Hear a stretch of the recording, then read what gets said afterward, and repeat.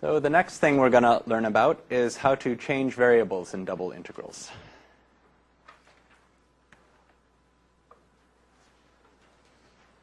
So changing variables, when we did this in week 2, I just called this the substitution method or integration by substitution. And so I'm going to just do a quick review of that. So suppose x is a continuous function.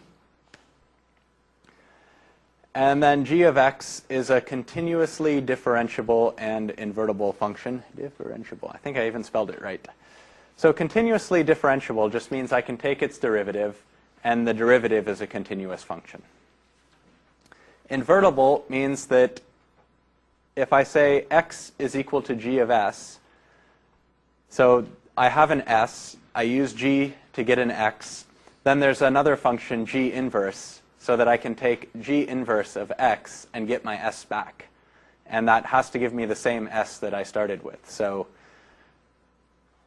something like a linear function is invertible. But if I had a parabola, so if I had y equals x squared, if I gave you x is equal to -3, then my function would give you, so -3 squared would be 9. But then if I looked at 9, I couldn't tell you if you started out with a -3 or a +3. So that would be a non-invertible function. So the key thing here for g of s is that I have to be able to go back to where I started from, back to my original s.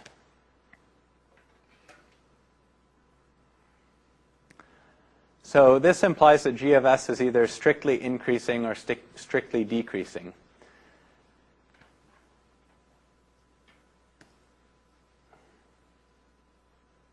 Although I guess it could have a flat spot, but then it would have to immediately pick up again right after the flat spot.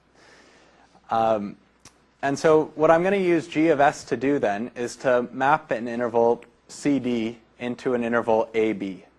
So if I have a variable s that lives in an interval CD, then I can find x by evaluating g of s, and that's going to give me a point in AB. And the way I want to set this up is x has to be able to take every value in AB. And for every value x in AB, there's g inverse of x that gives me a value in CD. And then the same property has to hold the other direction. So for every s in CD, I have to be able to get a g of s in AB. So it's, sometimes you hear the phrase one-to-one and onto. So it means for every s, there's a unique x, and everyone in this interval goes to 1 in this interval. So there's for every point in AB, I can find an s in CD that gives me that point. And for every point in CD, I can find an x in AB so that g inverse gives me that s.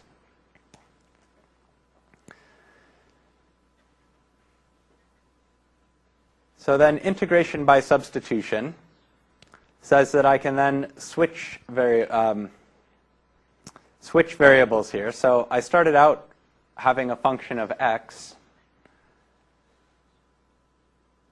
and this gives me a rule for changing that into a function of s so that these two integrals, these two definite integrals, are going to have the same value. And so now, change of variables in 2 dimensions. I want to do the same thing, but now I have functions that are in, well, functions of more than one variable. So let's let f of x, y be a continuous function. And I want to compute the double integral over some domain D of f of x, y. And so when I was doing this in the single variable case, I had an integral AB for my first interval AB for my first integral, and then I had an interval CD for the second integral, for the transformed integral. Now I'm going to start out with a domain D for the original integral, and a domain omega for the transformed integral. And now I just have to have 2 functions. So I have a function x of st. So given s and t, this gives me a value x. and a function y of st. So given s and t, this gives me my value y. So basically what I'm trying to do, I have a two-variable problem in x and y, and I want to change it to two different variables, s and t, that are functions, so that x and y are functions of s and t. And then again, I need this relationship to be 1 to 1 and onto. So that means for every point in omega, there has to be a point in d, so that this relationship gives me the point in omega. And then for every point in d, there has to be a point in omega, so that this change of variables gives me that point. So it has to go backwards and forwards, giving me, so I can always get my 1 point back. And there has to be a 1-to-1 correspondence, so 1 point in each interval corresponding to the other. And we also need this x of st and y of st to be continuously differentiable.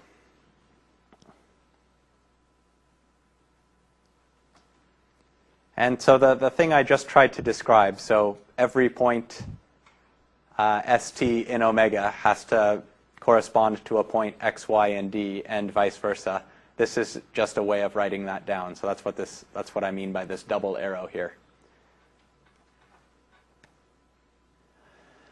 And so now what I want to be able to do is I want to be able to find a function h of st, so that if I integrate f of xy dx dy over the domain D, I get the same answer, I get the same value as if I integrate h of st ds dt over this new domain omega.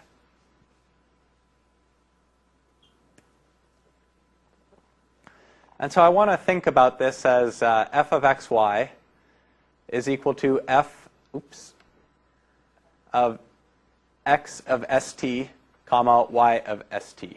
So basically, I mean, seems like a sensible thing to do. If I can get y in terms of s and t, and I can get x in terms of s and t, then I'll just make my new function. I'll write my function f of xy as a function of s and t by first calculating x and y, and then plugging them into f of xy. But we know this isn't going to get us all the way, because this function of x and y could be just 0 times y, in which case it would just be a function of x. And we already know that this doesn't quite work for just a function of x. I need to multiply it by a derivative. And so we'll have to do some sort of rescaling so that we get the same value. So in the single variable case, if I had x is equal to g of s, then when I took the derivative of both sides, I got dx is equal to g prime of s times ds by the chain rule. And in the two variable case, I need to do something analogous. And unfortunately, it's a bit more complicated. So it's complicated enough for even two variables. And you can just imagine what it's going to look like if you were trying to do 3 or 4. So in the two variable case, I have each point xy is a point, so x of s comma t, y of s comma t. It's a vector valued function. So it has two inputs, s and t, and it has two outputs, x and y.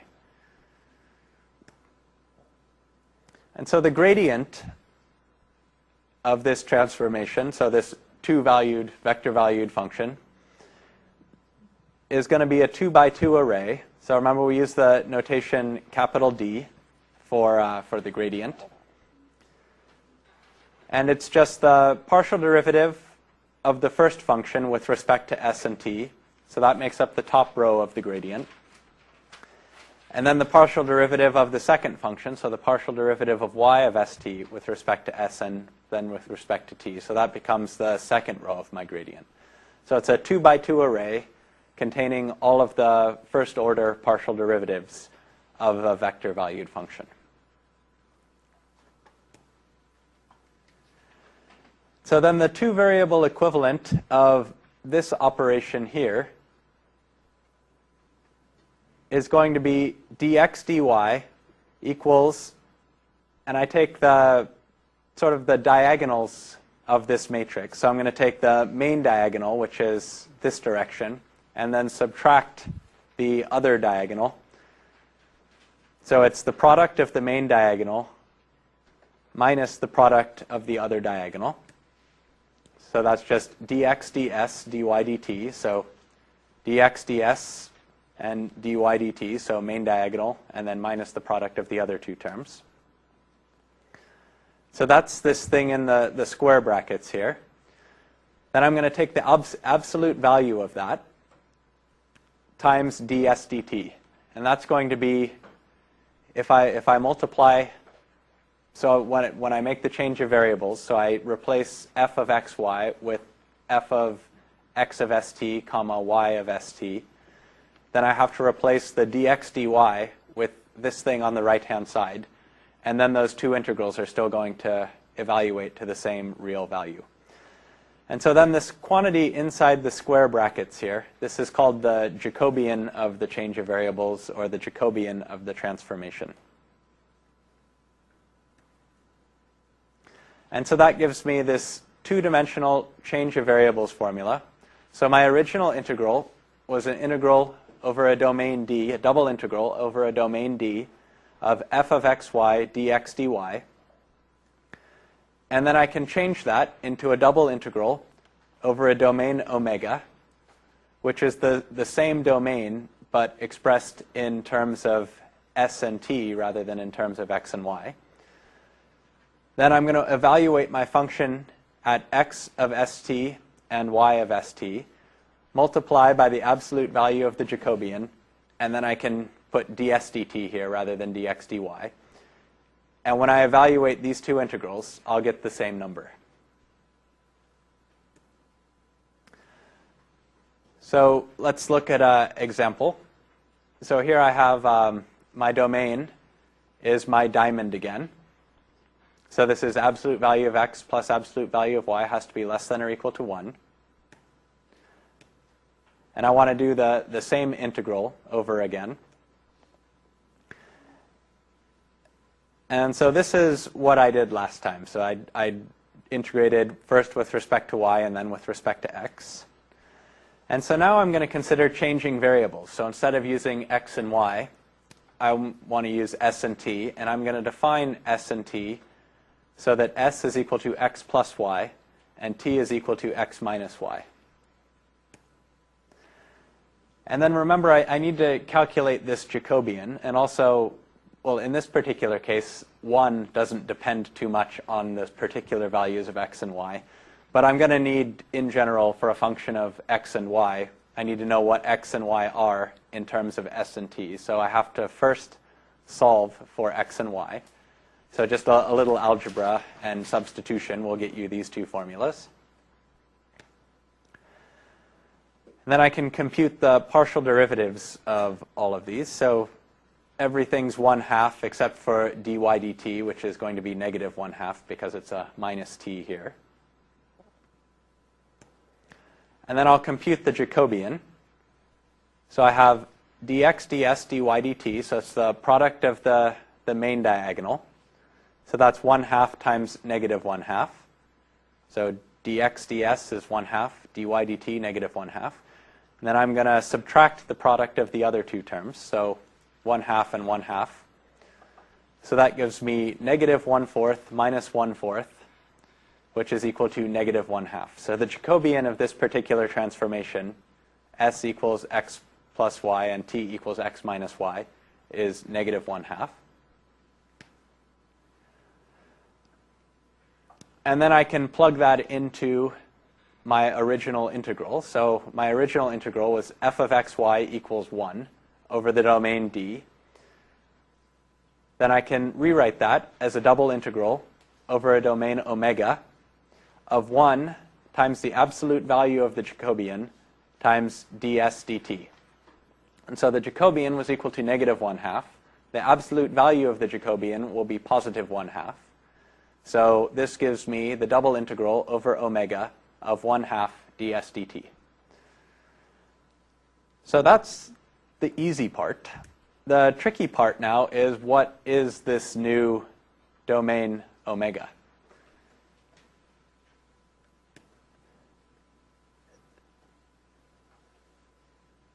So I'm looking for values of s and t that describe this diamond. And these are the two functions I have. So I have t is equal to x minus y, and I have s is equal to x plus y. And so if I just, right now I'm going to pretend there's 0, so t is 0 and s is 0. And that just gives me y equals x, which is this line here through the origin, and x plus y, or y equals minus x. So that's just this line here through the origin again. So I have a line through the origin with slope 1 and a line through the origin with slope minus 1. And now let's look at s equals x plus y first. So what's going to happen as I take different values of s? So in this picture, s is just going to be the y-intercept. So by using larger values of s, I'm just going to move this line up, but the slope will stay the same. And if I take negative values of s, that's just going to move this line down, but the slope is still going to be the same because nothing's changing on the right-hand side, which is where the slope is determined.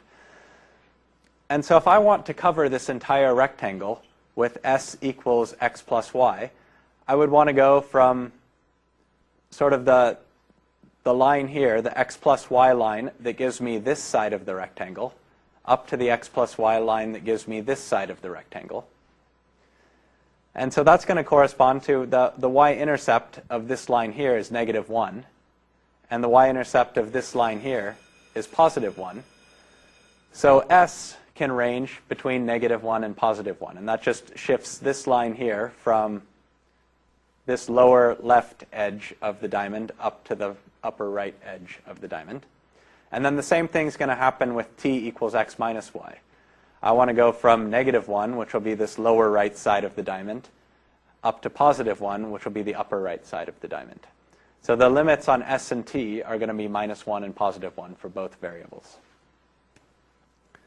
So that gives me my domain of integration. So it's now, I've taken this diamond shape in the original integral and turned it into a rectangle, or in this case a square. So it'll be easier to do the integration.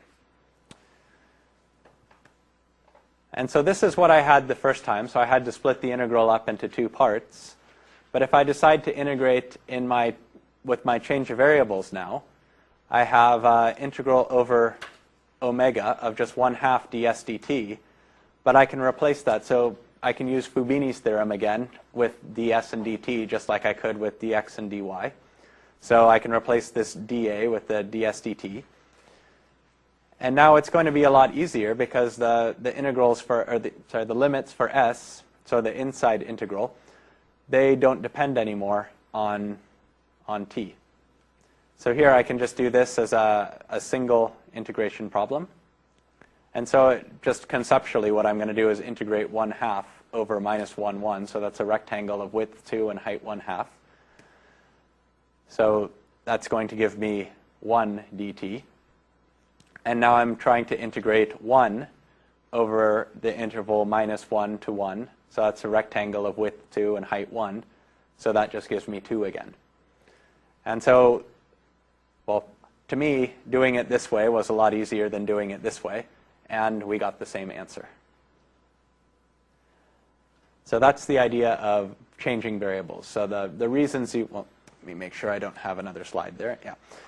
So the reason you would want to change variables are, A, it's going to make the integrand something that's easier to integrate, or it's going to make the domain something that's, so if you can turn a odd-shaped domain into a rectangle, that's going to make the integration problem easier.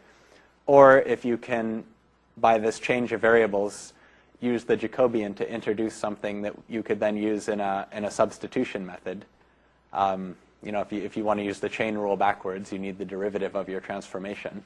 And so sometimes you can use the Jacobian to introduce that derivative of your transformation and give yourself an integrand that's easier to work with.